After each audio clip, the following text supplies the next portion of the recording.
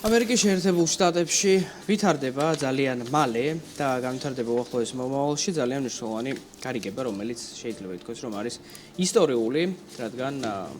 წესით არიგით სწორედ ამ გარიგებამ, რომელიც მინერალების შეთანხმებით არის ცნობილი, უნდა დაუდოს სათავე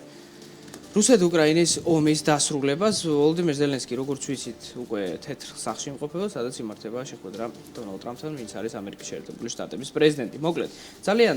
დიდხნიანი, შეიძლება ითქვას, ლამის ერთთვიანი მოლაპარაკებების შემდეგ მხარეები შეთანხმდნენ იმაზე, რომ კონკრეტული პოსტულატები უნდა გაიწეროს ამ დოკუმენტში ისე, რომ ორივე მხარემ იხეიროს. თავის დროზე დონალდ ტრამპს სურდა, რომ 500 მილიარდი დოლარის მინერალები მიეღო ვოლოდიმირ ზელენსკისგან, მაგრამ ზელენსკიმ განაცხადა, რომ 500 მილიარდ დოლარზე საქმე ვერ მივიდო და ვერ ისაუბრებდნენ ამაზე, რადგან ამხელა დახმარება ამერიკის შეერთებულ შტატებს არ აღუთქვია და არ მიუღწია ფინანსურად უკრაინისთვის, შესაბამისად ეს იქნებოდა უსამართლო სწორედ უკრაინისთვის. საბოლოო ჯამში რამდენიმე ძირითად პოსტულატზე შეთანხმდნენ ისინი, ეს არის ჯერ ჩვენ ბრიფინგი არ გვინახავს, რამდენიმე წუთში იქნება, მაგრამ როგორც ირკვევა, ინფორმაცია არის სწორედ ეს. შეიქმნება რეკონსტრუქციის საინვესტიციო ფონდი, რომელიც იქნება მართლობაში ამერიკის შეერთებული შტატებისა და უკრაინის და აქ შეიტანენ უკრაინა თავის წილს, რომელიც იქნება მიღებული სხვა რესურსების გაყიდვით, ანუ პირდაპირ ამერიკა ასე არ წაიღებს ამ ფულს. ეს ფონდი იქნება ჩადებული რეკონსტრუქციის საინვესტიციო ფონდში, რომლიდანაც უკვე ამერიკის შართულობასთან ერთად ისინი ჩააბანდებენ ინვესტიციებს ისევ უკრაინაში და სწორედ ამ ინვესტიციებზე ამონაგებს მიიღებენ ამერიკული კომპანიები, რომლებიც სესხები იქნება ეს თუ სესხებს გასცემენ ამ მშენებლობაში ჩაერთვებიან, ან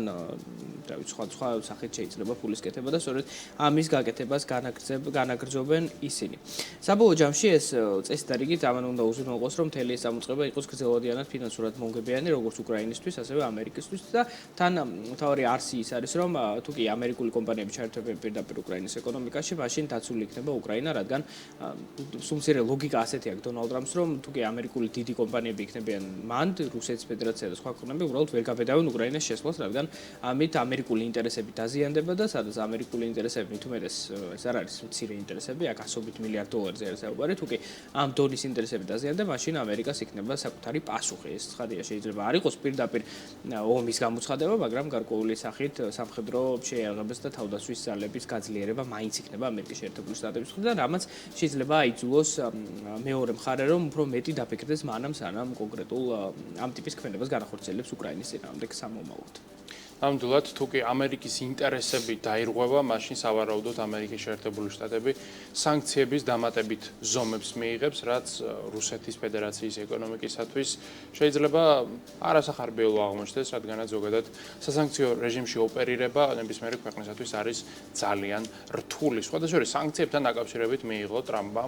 სწორედ უშინღამით გადაწყვეტილება და ეს გადაწყვეტილება უკავშირდებოდა რუსეთის ფედერაციის წინააღმდეგ ამერიკის შეერთებული შტატების სანქციების ერთი წლით გახანგრძლივებას. აქ საინტერესო არის ის მოცემულობა, რომ სანქციები რუსეთის ფედერაციის წინააღმდეგ ამერიკას არ დაუწესებია 2022 წელს ან 2021 წელს ან 2020-ში. სანქციები ჯერ კიდევ 2014 წელს ამოქმედდა პირველად, როდესაც რუსეთმა სამხედრო აგრესია განახორციელა უკრაინის წინააღმდეგ, მაშინ ჯერ კიდევ ბარაკ ობამა იყო და სწორედ მის დროს იქნა პირველი პაკეტი მიღებული, თუმცა პერიოდულად პრეზიდენტები ამ პაკეტს ავადებდნენ ყოველწლიურად და ამჯერადაც ტრამპმა მიიღო ეს მნიშვნელოვანი გადაწყვეტილება. აქ ერთი საინტერესო გარემოება ის არის, რომ რუსეთ-უკრაინის ომის პოტენციური მოგვარების ფონზე ჩნდება მოსაზრება იმასთან დაკავშირებით, რომ შესაძლოა ამერიკამ რუსეთის წინააღმდეგ სანქციები ან გააუქმოს, ან შეამსუბუქოს არსებითად, მაგრამ ჯერჯერობით ეს ნაბიჯი იმაზე მიუთითებს, რომ სანქციები იმ ფორმით რჩება, რა ფორმითაც აქამდე იყო, ანუ ტრამპის ადმინისტრაციის მოსვლამდე, ხოლო თუ კი რა თქმა უნდა ეს სანქციები გაუქმებულ იქნება, ამას შემდეგ უკვე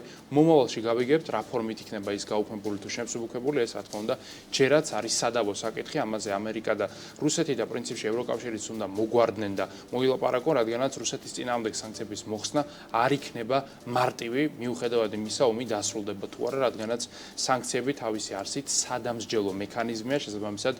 თუ კი დანაშაული არსებობს, მას დასჯა აუცილებლად სჭირდება, ხოლო დასჯის პროცესი, რა თქმა უნდა, ომის დასრულებით უბრალოდ ვერ ამოიწურება. აქვე ვთქვათ 2 წუთყვა ამერიკის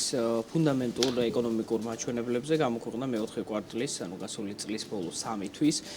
ეკონომიკური ზრდის მაჩვენებელი, რომლითაც დადგინდა, რომ ამერიკის შეერთებული შტატების მთლიანი შიდა პროდუქტი, ანუ ქვეყნის ეკონომიკა გაიზარდა 2.3%-ით, რაც